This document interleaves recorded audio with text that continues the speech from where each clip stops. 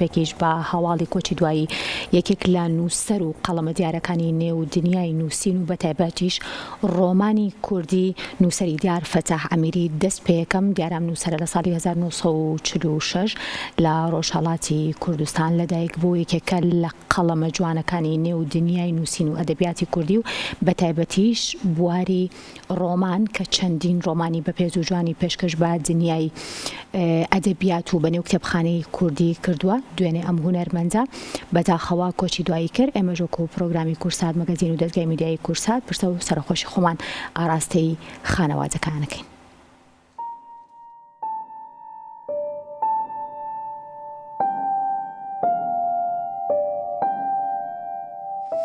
ڕۆژی 21 مانگە بە کۆچی دوایی نووسەر فەتاح ئەمیری کلێنێکی گەورەی خستە نێو دنیای فەرهەنگ و ئەدەبی کوردیەوە.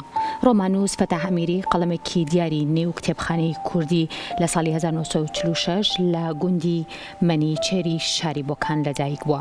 شارەزای ئەو نووسەرە گەورەی لە زمانی کوردی و زاراوەی موکریانیدا وای کردبوو ڕۆمانەکانی سەرچاوەیەکی زیندوی پەند و ئیدیۆم و شەو دەستەواژەی ڕاستەنی کوردی بن. نووسەر فەتاح ئەمیری جگە لە هەڵوێستە سیاسیەکانی کە بۆتە هۆی زیندانیکردنی بۆ چەندین ساڵ خاوەنی چەندین بەرهەمە، لەوانەش ڕۆمانەکانی هاوارەبەرە، میرزا، زیندەخە و بەداخەوە ڕۆژی 21 مانگە نووسەر فەتاح ئەمیری بۆ یەکجاری ماڵاوی لە نووسین و خامە و خانەوادە و هاوڕەکانی کرد.